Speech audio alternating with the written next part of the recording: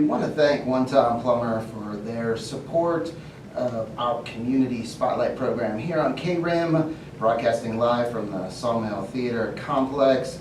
Happy Friday, everyone. Hope you're having a great Friday morning. A little chilly out there, but still a beautiful sunny day, and looking forward to this weekend. Well, this morning we have our Longhorn spotlight, and we're shining that spotlight on the Payson FFA program. In the studio, we have Payson FFA advisor Taylor Murray. Good morning. Good morning. Taylor. We also have the president of Payson FFA, Haskin Lyman. Yep. Good morning, Haskin. Good morning, Chris. And vice president Tulsi Miranda. Good morning. Good morning. Thank you so much for coming in on your day off. You know, I know Fridays, no school, and what would you normally be doing, Haskin? Probably working. If not on the ranch, I'd be working on my small business. Gotcha. What's the small biz? So I do metalworking stuff. That's right. You showed me you make knives, don't you? Some Yeah, knives? I make knives. This past year I've started into like some jewelry stuff. Recently I've started making a bunch of steak turners, selling those. Oh, nice. Oh, very cool. Tulsi, what would you be doing today if you were not here this morning? Probably sleeping. To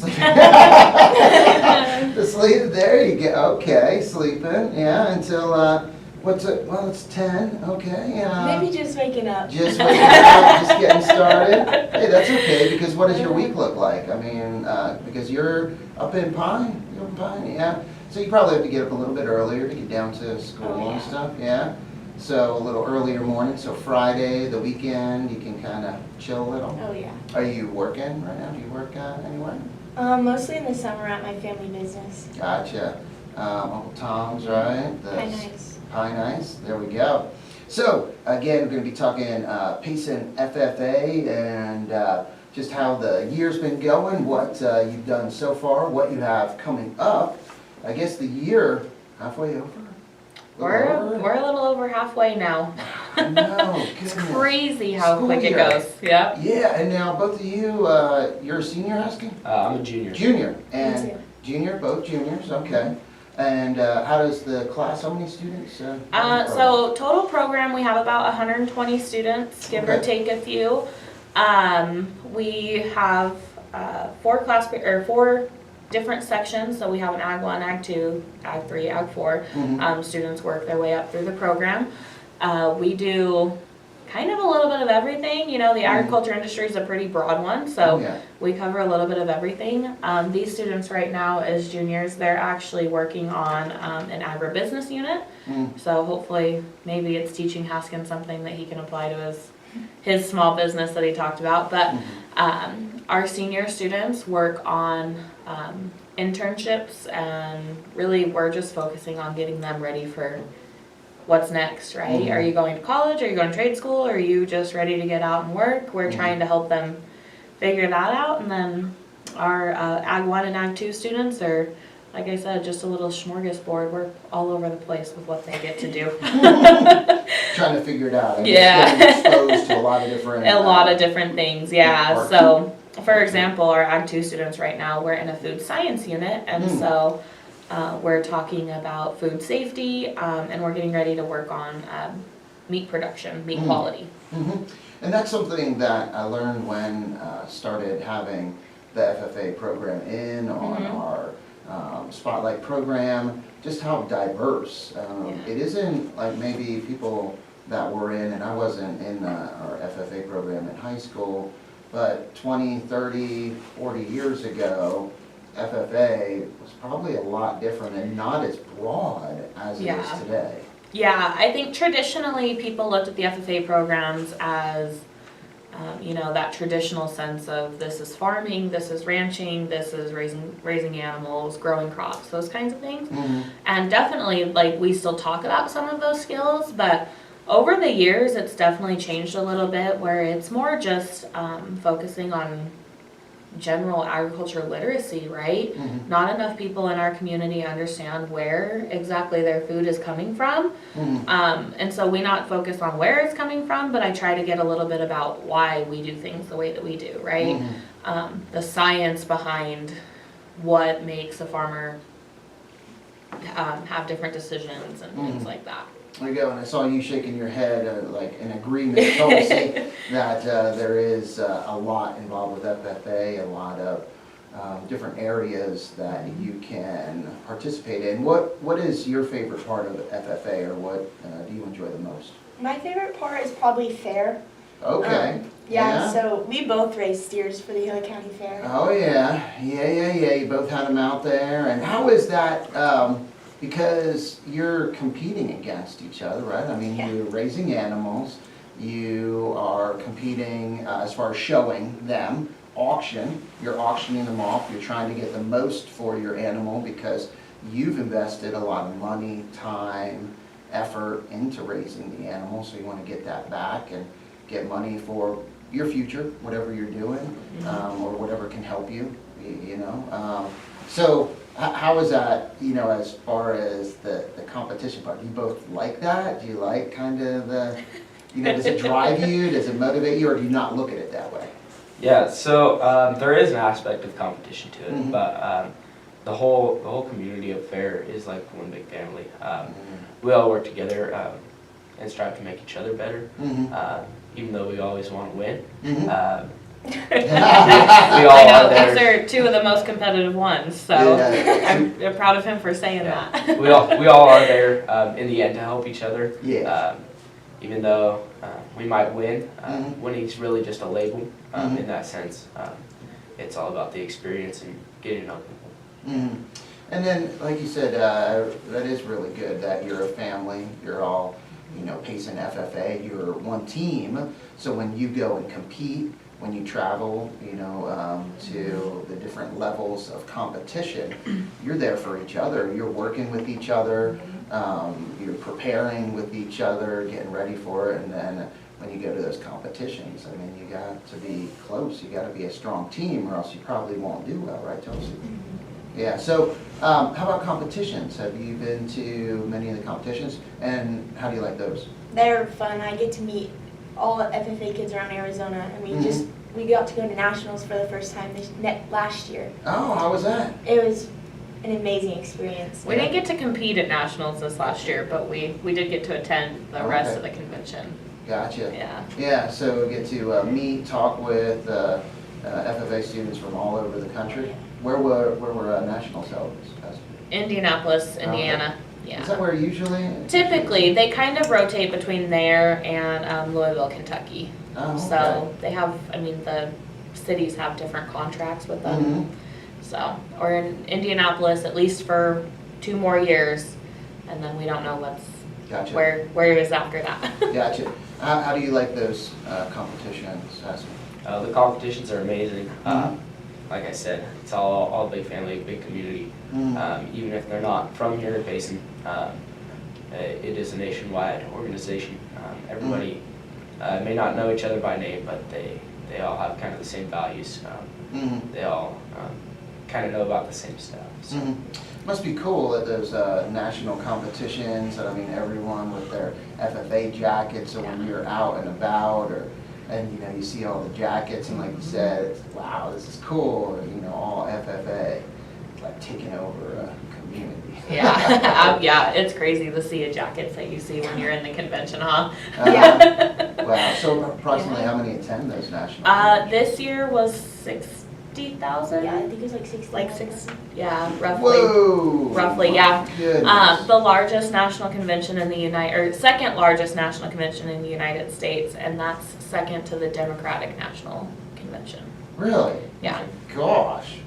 So that is a lot. At least that was the stat a couple years ago, but I feel like we are probably still pretty comparable. Wow. Yeah. So the program so far this year, it sounds like you went to nationals to kind of observe or to check it out. What else have you done in the program, like you guys would have done this year? I'm gonna let you guys answer that. You There can. you go.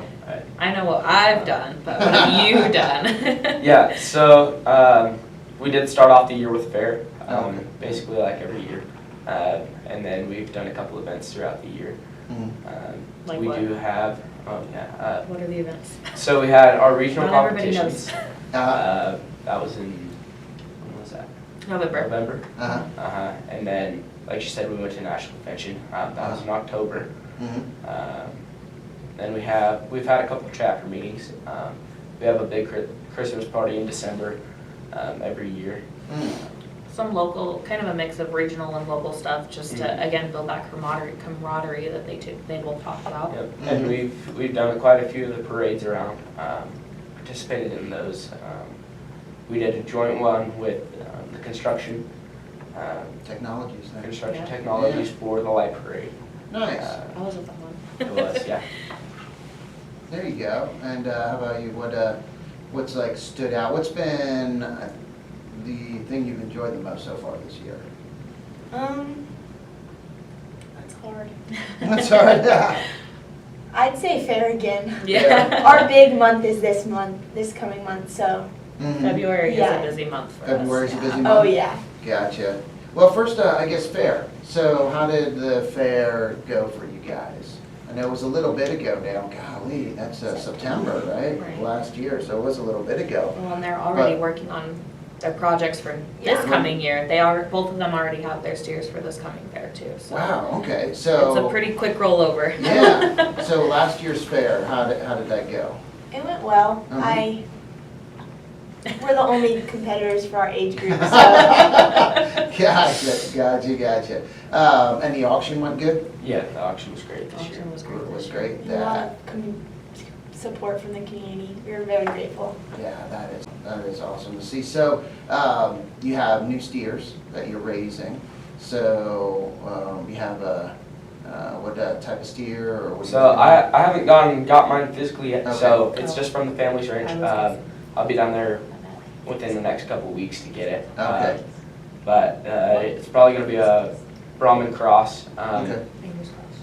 what we use mainly on our ranch. Mhm. And I've seen a lot of success at this fair with those. Mhm. I've seen a couple, so probably going to end up maybe red this year again. Red, yeah, I remember you had a red. Yeah. one last year. And then there's a couple black ones too Mhm. that had white faces that I kind of liked. So Mhm. we'll see when I get down there. They're down in a feedlot in Buckeye right now, so. Gotcha. So when you get the steer, approximately, what is the weight of the steer when you get it? When I get mine, it's probably gonna be 600 to 700 pounds. And then come fair time, Come fair time, it'll be 1,200. 1,200, so like double in size. Wow.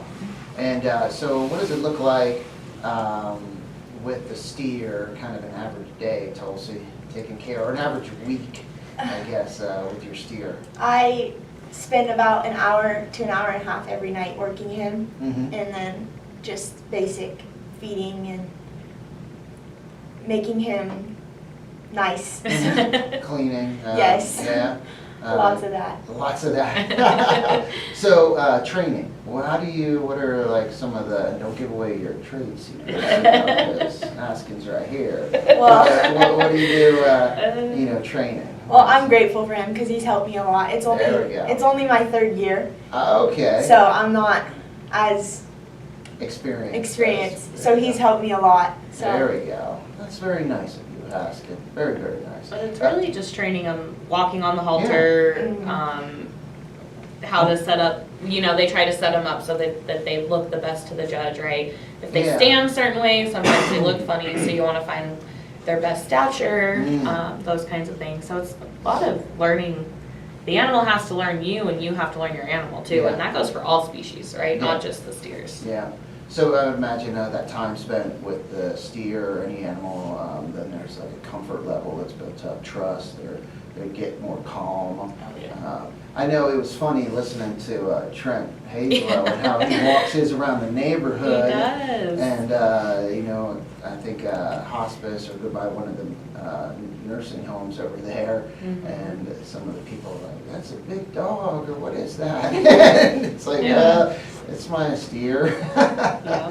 But people are passing them. So, do you take them out like that? You walk them, try and expose them to people, noises, trying to get them used to not being skittish or I try my best. Try your best? I try. Yeah. And how important is that, Haskin, for the steer or any animal to kind of be exposed to some noise like that? Yeah, so where I was living, Mhm. there wasn't a lot of like people around Yeah. out there. So what I do is I take a speaker with me and play music when I'm okay. around them. Yeah. Just kind of get them used to noise for a fair. Mhm. And then when I have people come over, like kind of take him down there, show him around, let him pet on him. Mhm. He gets used to just people around. Yeah. But it's really just being able to know that you have control, because they can sense to an extent how you feel through the halter, Yeah. and through your body language. So if you can train them to kind of read you, you read them, Uh-huh. and then do your best to stay calm, they'll stay calm. So that's really good. I know that's been mentioned before when interviewing students in the FFA program, and showing animals like them having to stay calm because the animals really feel that, read that, sense that, and so that can be hard. So I love that reaction, Tulsi. So what do you do to try and keep yourself calm? I'm grateful for my family and friends. Yes, That's there you go. pretty much all I can say. They talk you down. Oh, They yeah. like prepare you. They give you the pep talk Uh-huh. and get you ready. And they said, "You're gonna do good. You're gonna do good. It's all right. You're ready for this. You're prepared. You can do it, Tulsi." Yes. Yeah, there you go. Do you do anything else? Do you participate in any sports or do anything else? I don't. FFA is my That's my it. thing. All in FFA. Oh, yeah. Same for you, Yeah. Haskin? I did high school rodeo for a little bit, my 8th grade and freshman year, Gotcha. but it wasn't really that appealing to me. Uh-huh. So I shot shotguns in 22s.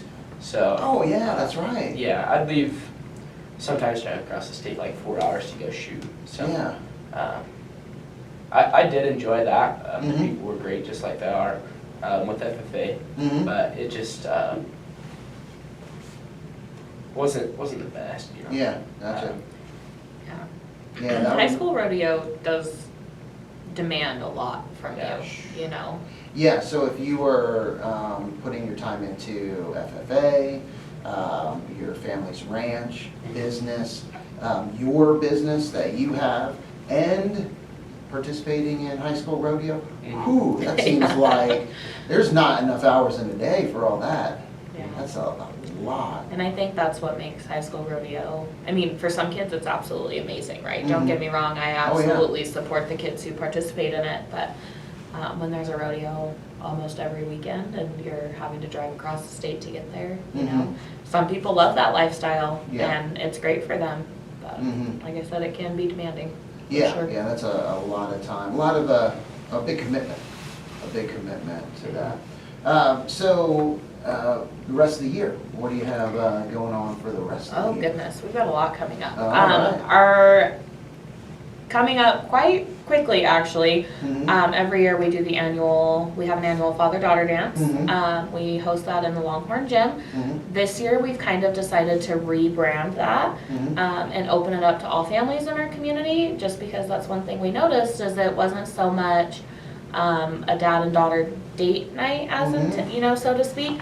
A lot of families were coming to enjoy it together anyways, and Yeah. so just trying to encourage that, those positive interactions and with your family and, reaching out to younger students within our school district especially, maybe plug FFA in their ears so they remember it when they get to high school too. Yeah, well, and that's something I've noticed, all the CT programs, you go down to the middle school, there's some, and probably officers, you being president, vice president. Yep.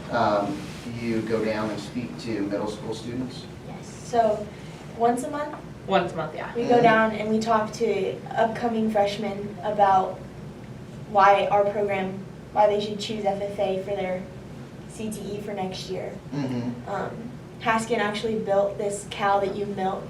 What? It's really cool. He built, is it like not a robot cow, is it, or No, just so it's basically a wooden box Yeah. made like a cow. Yeah.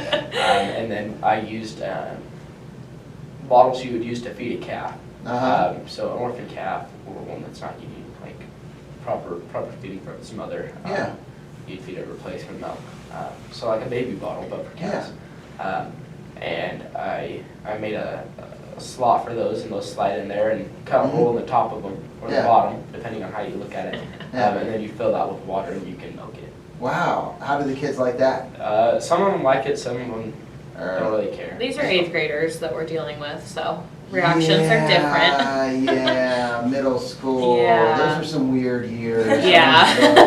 Yeah, you still have siblings in middle school, don't you? Yeah, I have School age? one brother in 7th grade, and another one, I think he's 4th grade or maybe 5th grade. Gotcha. I think he's 4th grade. I don't think Yeah, he's in one of those grades. Yeah, he's 10, so whatever that is. Yeah, whatever. But the whole idea behind this cow that they built, when they go down and talk to the 8th graders, they're not just talking to them about, here's why you should join FFA. It's a little bit education on the dairy. It's supposed to be a little bit of education on the dairy industry too, right? Like, here's something you probably didn't know about that chocolate milk that you just chugged at lunch. Kind of that concept, right? So it's a little bit of education on the industry, as well as trying to say, hey, we do cool things. Come join our program.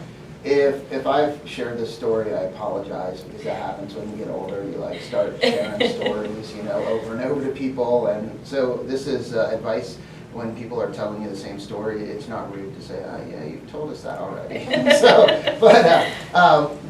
had a dairy farm right by our school. Our elementary school was only 1st through 4th grade, a little 4-room schoolhouse. But that dairy farm, they, for whatever reason, chose to put the milk in bags.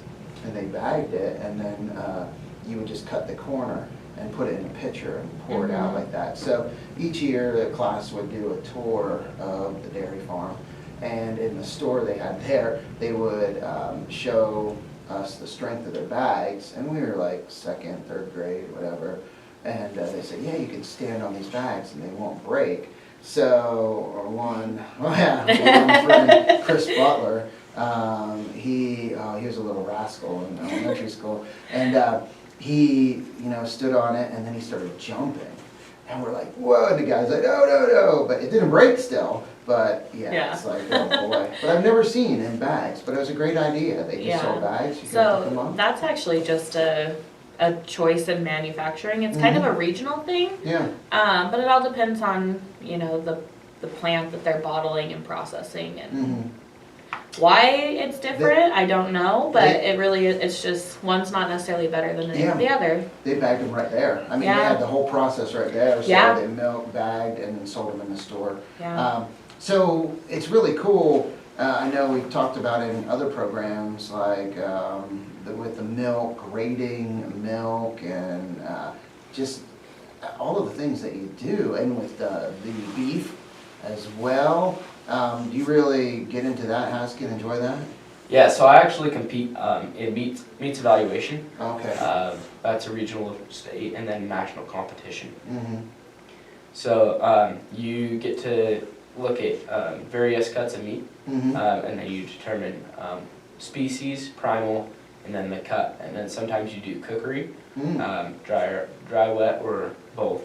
And then you just fill it out on a sheet. And then you'll do yield grade, and then carcass evaluation. Wow, okay. And when you're doing the carcass valuation, you're trying to calculate what the yield is, so how much product you're going to get from that animal once it's fully processed. Oh, wow. Yeah. Oh wow, that's cool. And how about the milk? Do you do that at all? I do not. There is a competition for that. Yeah.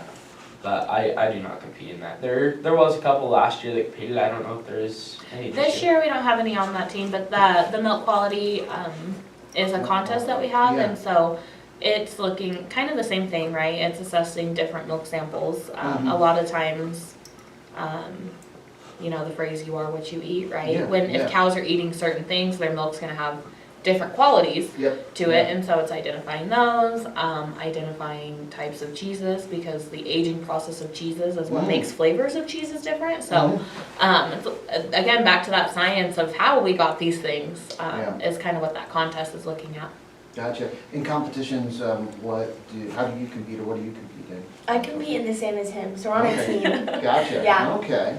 Yeah. And what's the most challenging part of that, with competing, you know, in the meat quality, what do you think is the most challenging for you? The most challenging, I'd say, is probably the cuts. The cuts. There's like A lot. 105 you get to choose from. Wow. Yeah. Wow. So. Do you have a kind of a little, benefit of? Yeah, somewhat. Ranches, yeah, and the beef stores, so has that really helped? It has, so I grew up around it. Yeah. Probably could have paid a little bit better attention. Whether I got there would help a little bit better. Cassie, Yeah. he just admitted it. But doing that competition really has helped better my understanding Mhm. and build upon what I already knew. Mhm. And then I also do compete in ag business. Mhm. So that unit we're learning right now, Mhm. it will help with that. So Mhm. we're on the state end of February. Mhm. So I'll see how I do there. I did end up winning first in regionals last year. Uh-huh. I forgot about that. Nice. Yeah. It's funny, we talk about the competition, right, and they compete against each other all the time, and so it's just funny to watch their reaction. Some of the other competitions, we call them CDEs, so Okay. interchangeably, Career Development Events is what that stands for, Okay. so just in case I start switching words up.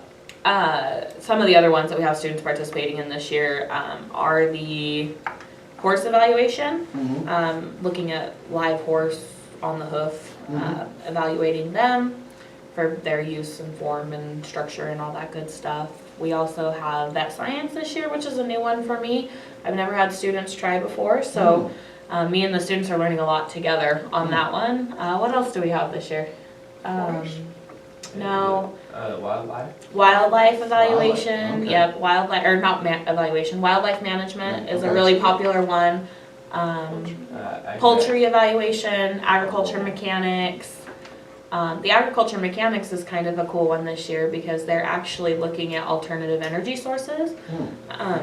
So our team has actually had to build and test wind turbines and Oh, wow. kind of simulate that environment. So that's been a really fun one to learn too. I learn with these kids when we do these things. So. Well, yeah, so many different areas. I know, also, remember you talking about hydroponics? Yes, hydroponics is one too. Yeah, so, Yep. goodness. Yeah, it is. You It's know, a so lot, broad. yeah. I think one of the things that I have taken away talking to students that are in the different CTE programs is just how much valuable knowledge you get and experience you get, not just from a book, not just reading about it, but actually doing it hands-on, that it will help you, you know, in your adult life and help prepare you for adulthood. Do you feel that's accurate, Tulsi? Oh yeah, I learned so much in this class. It's hands-on. We have a barn and we have a shop.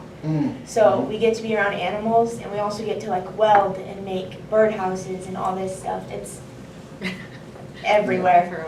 Yeah, birdhouses. Oh yeah, we get to make Nice. sprinklers too. Sprinklers. Yep. Sprinklers, like what, like a yard or field, or what kind of sprinklers? The idea behind the sprinklers is we build just a very small mini system, but Okay. it's just to practice the PVC, Okay. copper, you know, basic Yeah. plumbing skills like that, right? The idea is that could you go and repair Yeah. an irrigation system if you needed to? But the way that we do them, students could take them home and use them to water their Yeah. backyards if they wanted to. They're ready to be fully functional by the time they're done.